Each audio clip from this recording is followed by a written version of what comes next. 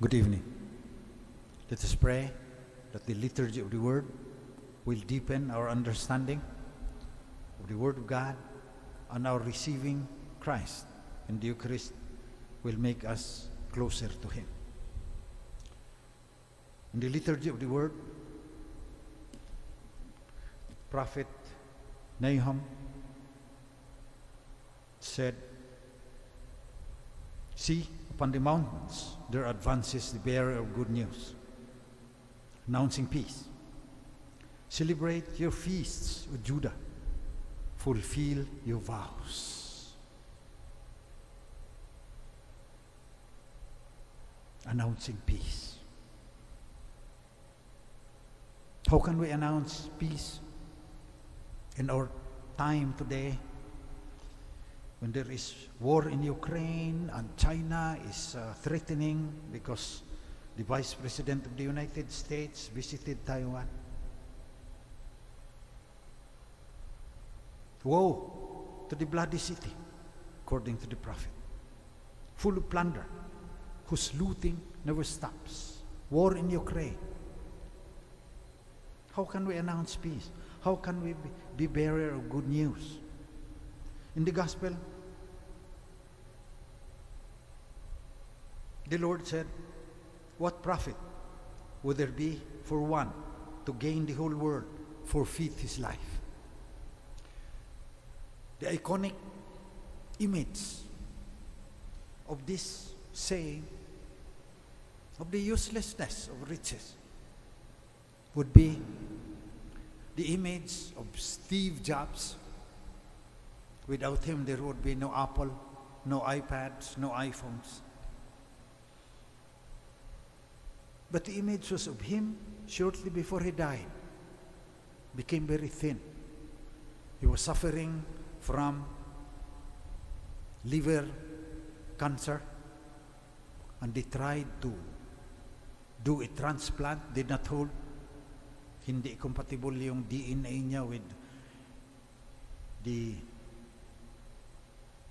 donor. So he died. Before he died, he said, "All the billions that I earned could not buy 1 minute to extend my life. I could not pay somebody $1 million to suffer and endure my pain. What profit would there be for one to gain the whole world, forfeit his life?" Ang ibig pong sabihin ng Panginoon dito, yung eternal life, yan. So paano natin mapaliwanag, especially to the young? As I said, we're concentrating on the young. Nagbago nga na kasi ang mundo, hindi masyadong nakaka-adapt yung mga Generation Z, yung mga teenagers, yung mga millennials. Nung panahon pa namin, since nagkamalay ako hanggang nag-college, halos ganun pa rin ang mundo eh. Ngayon, 6 na buwan lang, bago na yung naimbento ng science and technology. So our brains take some time to adapt. And if the changes are very fast and we have nothing or no one to hold on to, we will suffer vertigo. We will suffer from emotional distress. We will have mental health problems. So we should tell the young that the Lord said, "Whoever wishes to save his life will lose it. But whoever loses his life for my sake will find it."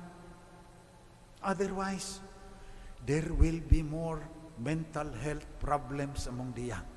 Sabi na ng mga psychologists at psychotherapists yan. Even before COVID-19, there was a mental health crisis among our young people.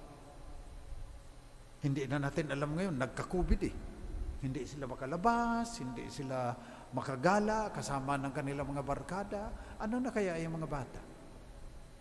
Yung mga bata pa naman ngayon, parang mga seminarista, dumaan ako kanina, napakatahimik. Nung kami, hinahabol kami ng prefect, naghahabulan kami sa dorm. Kanina nakita ko, nasa bed nila, tumitingin nung. Sabi ng mga pare namin, pag umuwi sila, hindi na nila nakakausap yung kanilang mga pamangkin, grandniece. Nasa 10 hours a day. Paano mapapakakausap yan? So, I beg you, before this start of the Mass, at the start of the Mass, please pray to the most sacred heart of Jesus, that priests, including nuns and catechists and church leaders, will be given the grace to touch the most hardened hearts. Nahaharden din yung mga bata dahil nadi-disappointed sila sa atin eh. Sinira daw ang mundo, pinutol natin lahat yung mga kahoy, inukaan na lahat yung sinapupunan ni Inang Daigdig para kumuha ng oil at saka minerals, wala nang matitira para sa kanila. So global surveys, pinag-aaralan ko yung mga survey ng values ng youth. In general, most of them distrust the government, most of them distrust the corporations, and many of them distrust the church, especially after the scandal of the pedophile priests in the Catholic Church. So mas lalong mahirapan tayong mag-preach. Matigas na nga yung puso ng tao dahil sa kasalanang mana. Pagkatapos, mga pangyayari pa, they are disappointed. Then, wala na rin sila masyadong pangarap. Basta maka-enjoy sila, may white wine dyan, magmarihuana sila minsan, okay na sa kanila. Hindi kagaya nung una, yung mga magulang nila, yayaman ako. Ako ang magiging pinakamagaling na engineer. Hindi ko na masyadong nakikita sa mga bata ngayon niya. Siguro dahil dito sa dismay at our bad example. Pagkatapos, ang isa pa, sabi ng survey, lumalayo sila sa simbahan dahil yung sinasabi ng Bible sa Word of God, hindi nila ma-reconcile with the teaching of science. Nare-reconcile ko naman, pero hindi naman sila nakikinig sa akin. Nagtuturo ako ng creation Nagtuturo ako ng cosmology, quantum physics Madaling i-reconcile. Pero walang nagsasabi sa kanila doon sa baba. Siguro yung mga katikis, luma na rin ang pamamaraan na may mga picture, drawing dyan. Iba na ang mga bata ngayon. Pray that priests and sisters and leaders of the church will be given the grace to touch the most hardened hearts, especially the heart of the young, hardened by their bitter experience with us. Parang si Gandhi. Sabi niya, I admire Christ, but I look down on the Christians because they are so unlike Christ. Sabi pa ni Nietzsche. Tingnan mo itong mga Kristiyano, joy of the resurrection daw, ang hahaba naman ng mga muka. We are not giving daw a witness of the joy that comes from people awaiting the Son of Man coming in His kingdom. Minsan, sabi ni Pope Benedict, parang cafeteria Catholics ang marami.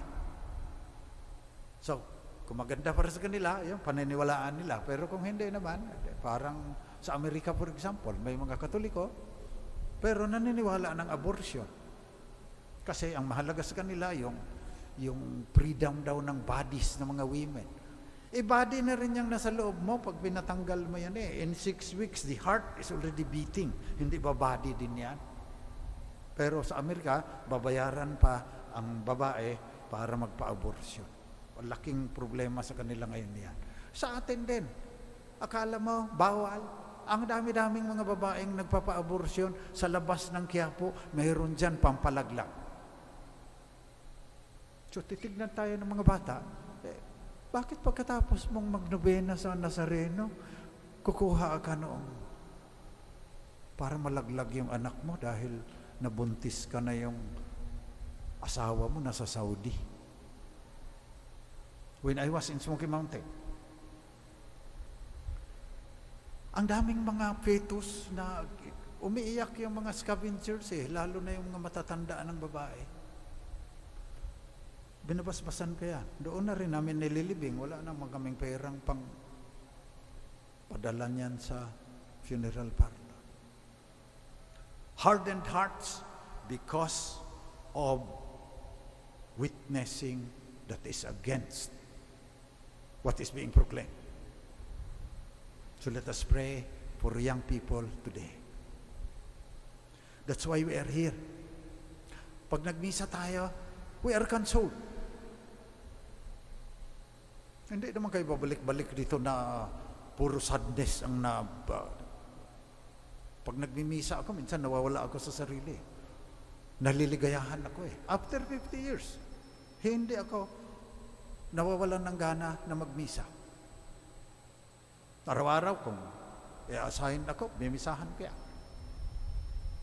Naawa ako sa mga tao na walang pananampalataya kay Kristo at hindi maranasan yung joy na nararanasan ko at nararanasan ninyo. Yun ang ating ipanalangin ngayon.